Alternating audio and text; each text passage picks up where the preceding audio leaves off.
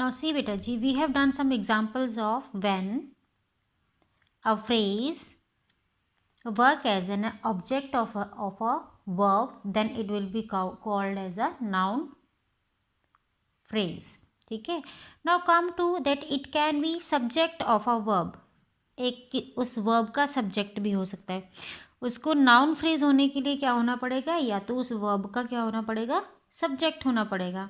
जैसे See, the students of 7th class are singing. ठीक है.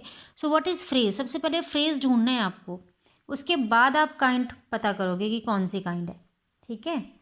तो फ्रेज कौन सा हुआ, इस पूरे सेंटेंस में अंडरलाइन करो फ्रेज को.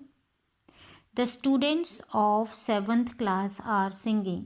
सो अगर मैं इसको अंडरलाइन करूँ, the students of 7th class. ठीक है.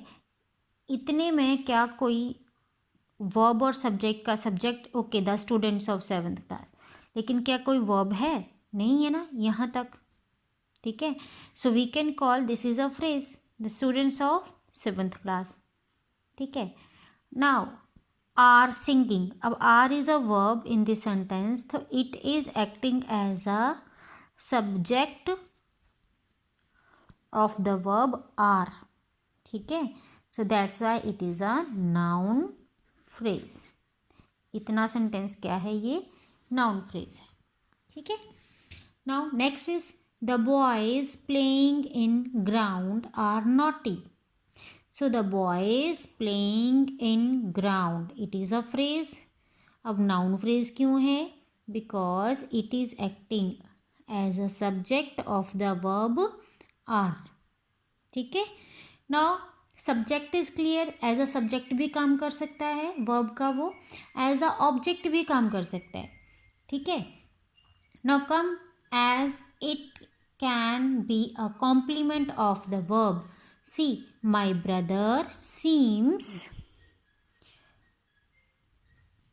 अ जेंटल पर्सन.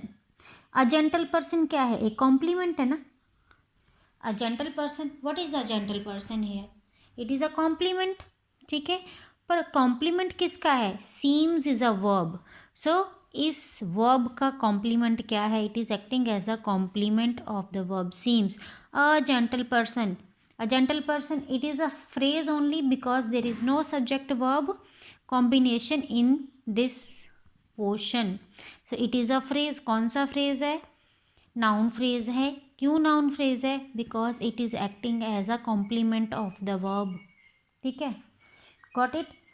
सो नाउन फ्रेज होने के लिए उसको एज अ नाउन काम करना है. ठीक है. और नाउन फ्रेज होने के लिए वो या तो वो सब्जेक्ट का काम करेगा, या ऑब्जेक्ट का काम करेगा वर्ब के. ठीक है. या फिर कॉम्प्लीमेंट, या फिर preposition. See object of the preposition. अब यहाँ देखो, the father work in a big factory. In a big factory, it is a phrase. अब ये बता करना है नाउन फ्रेज क्यों है, क्योंकि it is the object of, किसका ऑब्जेक्ट. अब ये ऑब्जेक्ट वर्ब, इस वर्ब का नहीं है. वर्क्स क्या है यहाँ पे, वर्ब है ना. ठीक है. लेकिन उसके बाद प्रेपोजिशन भी लगी हुई है. ठीक है. तो इस वक्त ये किसका ऑब्जेक्ट काम कर रहा है, ऑफ द प्रेपोजिशन. तो नाउन होने के लिए या तो वो एज अ सब्जेक्ट काम करेगा वर्ब का, या फिर एज अ ऑब्जेक्ट काम करेगा वर्ब का, या the complement of a verb, और it can be object of the preposition. In क्या है यहाँ पे, प्रेपोजिशन. सो बेटा जी, I hope you are understood now that a noun phrase can be subject of the verb, object of the verb, complement of a verb, or the object of a preposition. ठीक है.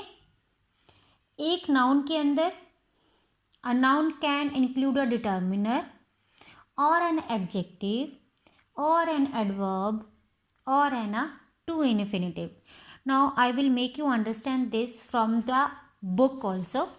See here, it is written here, अब noun phrase can include a determiner. Noun phrase में एक determiner भी हो सकता है, adjective भी हो सकता है उसी के अंदर, उसके अंदर एडवर्ब भी हो सकती है, उसके अंदर टू इन्फिनिटिव भी हो सकते हैं। जैसे मान लो एक सेंटेंस लेते हैं, यहाँ पे एक एग्जांपल दिया हुआ है, सम वर्क। सम वर्क क्या है? फ्रेज है ना तो यहाँ पे वर्ब है ना ही यहाँ पे सब्जेक्ट है, तो ये एक फ्रेज है ना, सम वर्क। कुछ तो समझ में आ रहा है कि यस कोई काम हुआ है, सम वर्ब। तो सम क्या है? यहाँ पे डिटर्मिनर है, तो एक नाउन फ्रेज में क्या हो सकता है? डिटर्मिनर भी हो सकता है। अगर हम इसके साथ एडजेक्टिव जोड़ दें, सम इम्पॉर्टेंट वर्क, तब भी ये क्या रहा? फ्रेज ही रहा ना। Important is not a verb, isn't it? Adjective जोड़ दे तब भी ये क्या रहा? फ्रेज ही रहा, है ना। सम वेरी इंपॉर्टेंट वर्ब, अब हमने इसमें एक एडवर्ब भी ऐड कर दी। पहले सम वर्क था, फिर सम इम्पॉर्टेंट वर्क डाल दिया, इंपॉर्टेंट एक एडजेक्टिव डाल दिया, एक एडवर्ब डाल दिया, very important work, to infinitive, some very important work to do, to do ना, to plus verb, what is that? That is infinitive, ठीक है। Some very important work to do urgently, अब इसमें एडवर्ब भी डाल दी, ठीक है। सो जितने भी हमने ये ऊपर पढ़े बेटा, ठीक है, group of words are noun phrases, क्योंकि they do the work of noun. ये सब मिलकर क्या कर रहे हैं? एक नाउन का काम कर रहे हैं, ठीक है। Got it now? So see here, a noun phrase can be a object of the verb. देख रहे हो आप, ये वर्ब है इंजॉय, और इसके ऑब्जेक्ट के रूप में काम कर रहा है प्लेइंग क्रिकेट, ठीक है। Playing cricket is a object of the verb enjoy. He loves to sing and dance, to sing and dance is a phrase. Phrase अब कौन सा? नाउन फ्रेज क्यों है? क्योंकि ये किसके रूप में काम कर रहा है? ऑब्जेक्ट काम कर रहा है, लव्स इस वर्ब का ऑब्जेक्ट है ये, ठीक है। अब the word flying in the sky look so beautiful, so look is a verb over here. अब ये नाउन फ्रेज क्यों है? या तो ऑब्जेक्ट के रूप में काम करेगा या सब्जेक्ट के रूप में काम करेगा वर्ब के। तो वर्ब का सब्जेक्ट क्या हुआ यहाँ पे? ये group of words playing the role of subject of the verb look. Got it? Roaming about in the rain made me ill, so what is verb here? Made, ठीक है।